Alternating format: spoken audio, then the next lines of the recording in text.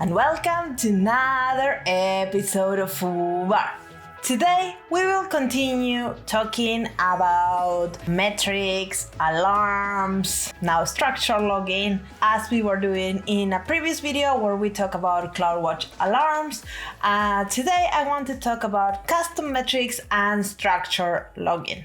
You might be wondering why two topics in one video. Well, you will see it at the end how everything kind of work together. But let's start talking a little bit of what is a custom metric. So first, what is a metric? Basically, as I said before, most of AWS services send basic metrics to Cloudwatch. So a Lambda function will say, for example, well, this has been throttled, or API gateway will say there was a 500 error, or this Lambda was invoked X amount of times, and things like that. But those metrics tend to be just very basic, just very operational metrics about the different services. And in distributed applications, we might need more detailed metrics about our applications. And when we talk about metrics, we talk about at least three different types of business custom metrics. Business KPIs, like how your business is doing.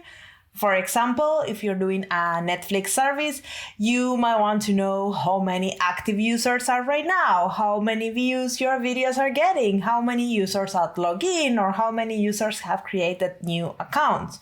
Another metric is the customer experience metrics, like latency, how much time your pages take to load, how much latency is between calls between different services, how much latency or time it takes to make a payment, and things like that. And the third one is the operational metrics, and those can be metrics related to, when an error is found, how long it takes for the error to get fixed into production, how long it takes to do a deployment from CI/CD, how long it takes for your test to pass, how many deployments you do a day, and things like that. So we have all these metrics, and some of these can be integrated into your applications, like business KPIs tend to be custom metrics within your application, and you need to tell your application that this is a metric that you want to register. If you're using AWS, you can use Cloudwatch metrics to do this. It allows you to add custom metrics to your application. Very simple from infrastructure, and that's something that I have shown you in an old video, but today I'm going to show you a different way. But if you want to do it from infrastructure, watch that old video and you will see how you do it. After you create a custom metric, then you can use it as any metric from any AWS service. You can generate alarms, you can graph it in dashboards, you can do anomaly detection, you can query for it, you can see it in all your dashboards. So that's pretty neat. Now, let's talk about structure logging. That was the other topic for the day. So structure logging means to have logs in a same format and in a same structure. And it also means that it is stored in a central place. So sometimes it happens that we have a distributed application and we are checking our logs for Lambda function in some third party and maybe our other logs in Cloudwatch, or we are doing that way. We have our EC2 applications or more traditional applications in a more traditional place, and then we are using Cloudwatch. No, you should use a centralized place. It can be Cloudwatch or it can be a third-party tool. So depending on your needs, look if your third-party tools can support all your services, and if they do, go for it, or then just use Cloudwatch. I have talked about some monitoring systems in the past, but I recommend you to do the research. There is so many out there, they change so much, and they are quite great partners, so you should go and check them out. But in this video, I want to talk about Cloudwatch logs and the structure logging for Cloudwatch. So if you've been following my videos, you know you can write logs directly into Cloudwatch by doing console.log and put a message or whatever it means in the language of your choice.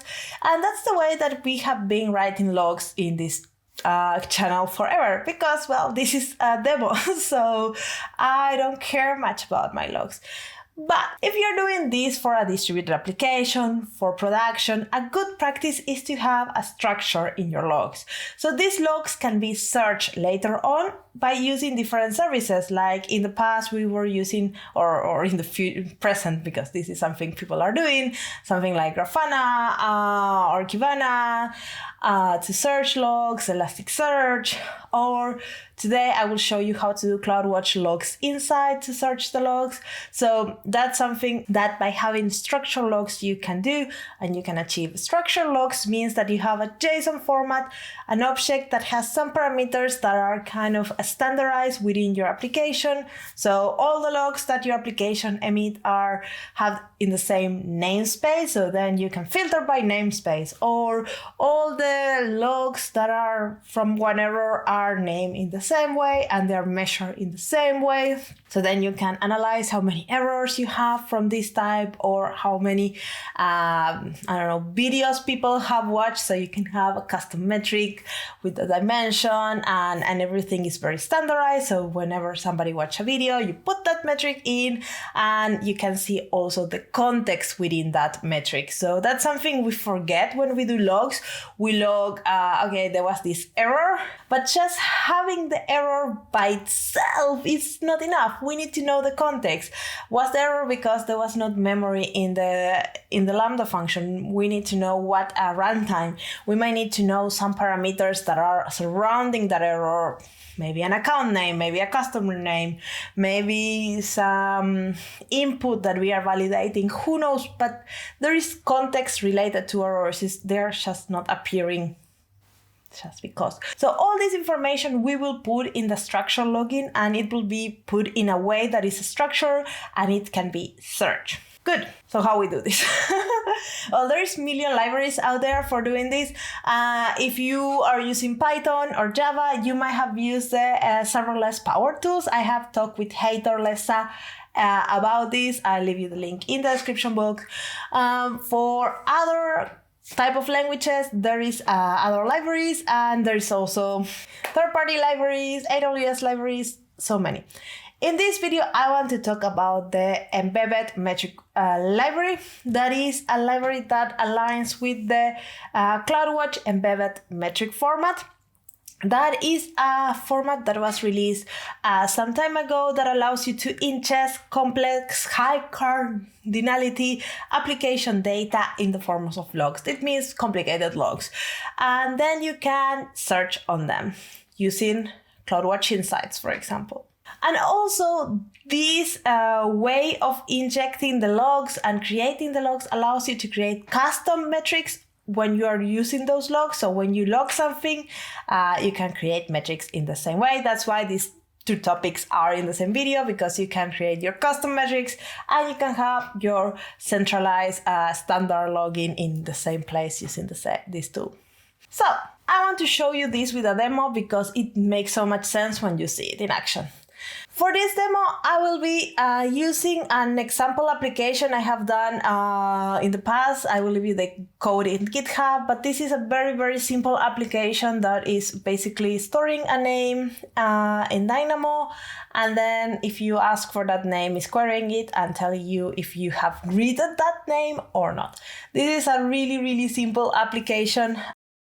For the demo, I will be using a simple application. This has two Lambda functions, one table, one Lambda function that saves a name in the database, another function that queries for a name that you pass from HTTP request into the database and tell you if you have say hi to it. So this is very simple. There is no magic. The link of the code is in the description box. I will not really pay attention to what this code does. I just wanted to have something so we can log into it. So the method I will be exploring is the get hello. So it's basically looking into the database. If the name is fine, we will send success. This name was greeted this day. If the name was not found in the database, it will say nobody was greeted with that name. Currently, I just have a console log. So basically, when the name is fine, it will print a message. This was greeted and this is the name. And if there is an error, it will print nobody was greeted with this name. Very simple. Great. So this is already deployed. I already have my Thunder client configured, so I can do get and post, and I also using the Serverless console extension for Visual Studio Code to see the log, so we can see how the traditional login works. This is what we are used to. It looks good, but it's not enough if we are letting this application in the wild. If we have this application in the wild and there is an error, then we will not know anything about that error. So debugging is very, very hard when you have a distributed application. So that's why we want to add the structured login, so then we can see how much information that provides. So let's go and check the library AWS Embedded Metric Code. That's the one I will be using for Node. You can find all the clients that are available for this library in the description box. I leave you a link. Here it explains you all the use cases, how to install it, how to use it, and what are the different parameters that you are going to use. It's as easy as installing this library and using it in your handler.js as are required. So that's the first step. The next step is to modify the way that your exports work. So here you need to wrap your exports method for your Lambda function, the handler for your Lambda function with this metric scope method, and then that will make the magic to create all the infrastructure surrounding to create the custom metrics and put the logs in the right format. So that's important. Then after that, the first thing I like to do is to set the namespace for my metrics. The namespace basically is the name of your application. So you might have multiple Lambda functions within an application and you want them all to share the namespace. So this can be the name of your microservice, or it can be even a higher level, like, I don't know, the whole order service, and then within the order service you might have multiple microservices that you can name later on in a more fine detail. But you need to design what is the level of granularity you want to give to this namespace, how high or low you want to go. In this case, because this is so simple, I'm going to use the name of my application, of my microservice as my namespace. And then instead of doing console log, I will be doing this metrics put dimension, metrics put metric set properties, and in that way I will be building my logs. So basically, I don't need to do any kind of console log or anything. I just will be putting different things into my metrics. So the first thing is a dimension. Dimensions are things that are associated with the metric. So in this case, it's the name of the service. I have my service that is get a name in this case, because it's the name of my Lambda function. Again, you can have multiple microservices within multiple Lambdas. Again, you can have multiple Lambdas within a microservice or things like that. So find the right level of granularity. But in my case, my name is the greeter, and then my service is the name of the Lambda function. In this case, get name. Then we will have the metric. The metric is the custom metric itself. So the name of this custom metric is get name. I'm always very original. And I will put a 1, so add 1 into that metric, and that's how you define it. Then whenever we run this, it will just keep on adding, counting 1 into that metric get name. Then we have properties, and properties are context around this login. So you can have properties, in this case, the name that we are looking for. That might help, and the result in this case, but you can put whatever you need. So there will be some properties, and I will show you in a second, that are added by default by the library. So just put business kind of properties there. And then when there is an error, I'm doing the same. I'm putting a dimension, that is this value that is associated to my metric, that is the name of the service, the get name. I'm putting a new custom metric. In this case, it's the not found custom metric. The name was not found.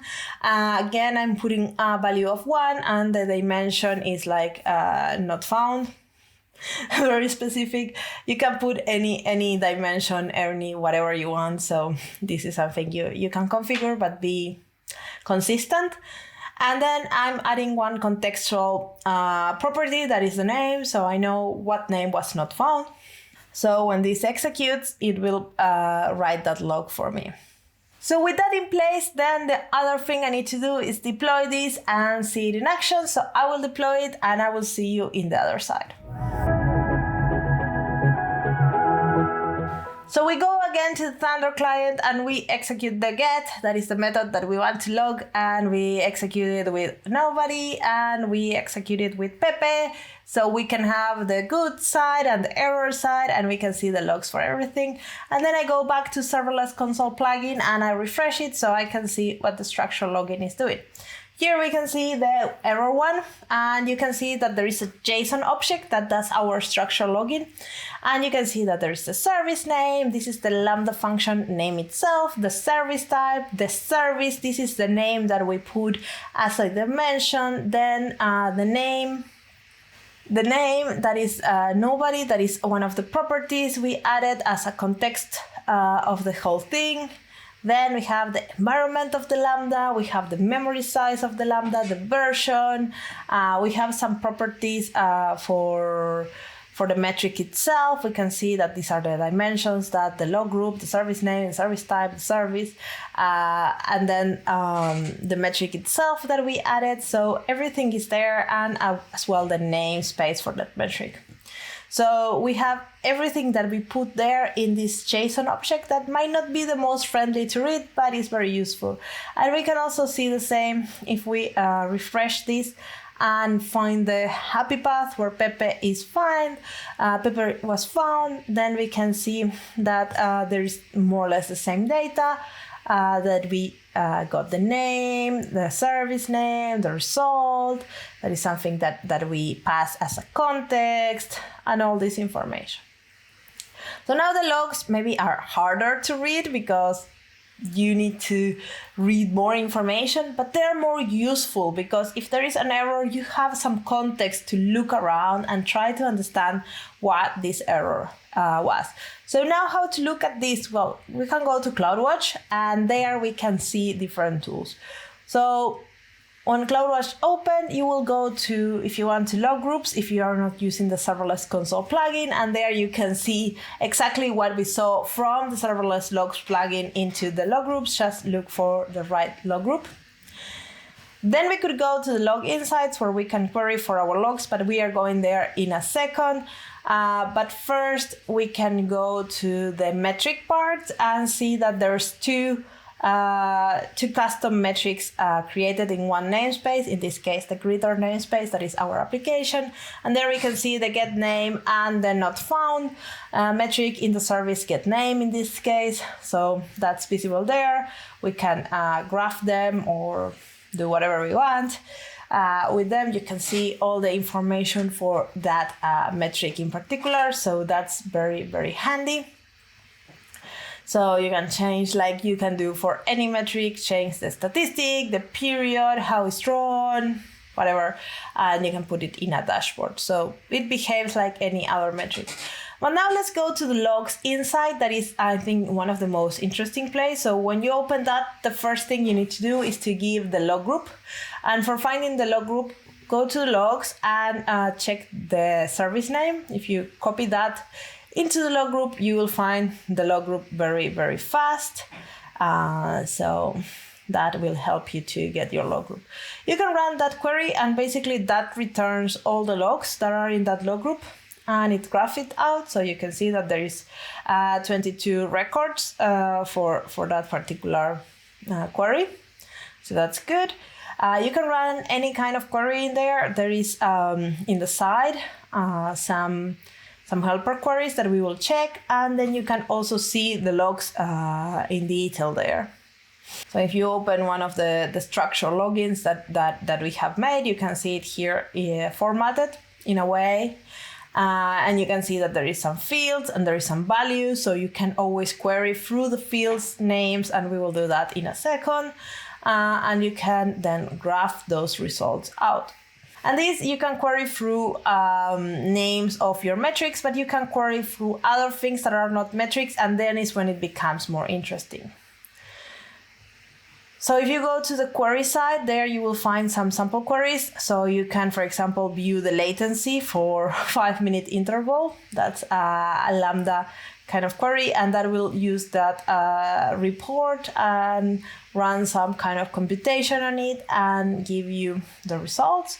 So that's something very, very handy because then you will get the result in a kind of graphical way. So you will see that the average duration was, for my executions, 450 milliseconds, the maximum this, and the minimum that. Then you can write your own query. So in this case, I will just filter by service. And in this case, I'm putting the get name. So I'm getting only those 2 structure logins that I just have. So that's good. I can see those. And then I can add more filtering if I want to. So I can filter by the metric, I could filter by the execution environment, I could filter by, I don't know, whatever you need to filter. If you want to build more complex queries, you can go to the help, and in there you will find the different commands that you can use and how you can use them to do different operations in the filter. So I recommend you to take a look at that. It's quite powerful. So for example, in here I'm filtering by service, get name, and the metric not found. I need to put it in the right casing, and here I find only one result. And then, for example, if I would like to graph this, I can do a visualization, and I go there, and you see that, well, I don't have information to make that visualization because I need to run like a kind of a summary in order to be able to visualize. So this will tell me to count every 30 seconds, and that will create a visualization because the visualization needs some kind of time pattern. So this tool will help you to use it. So it has quite a lot of help around. So here you can just change whatever visualization you have, and you can add it to your existing dashboards. So that's pretty handy. So these things you cannot do alarms on because these are not metrics. So you cannot create an alarm, but you can put it in a dashboard, and that might help you to visualize some business KPIs or things like that you really don't want to have as custom metrics, but you want to have visibility on. So that was the video for today. This was quite intense on custom blogging. I know there is a lot of information, but if you're doing your serverless applications in production, you need to follow this. I see you in the next episode of FooBar. Ciao, ciao!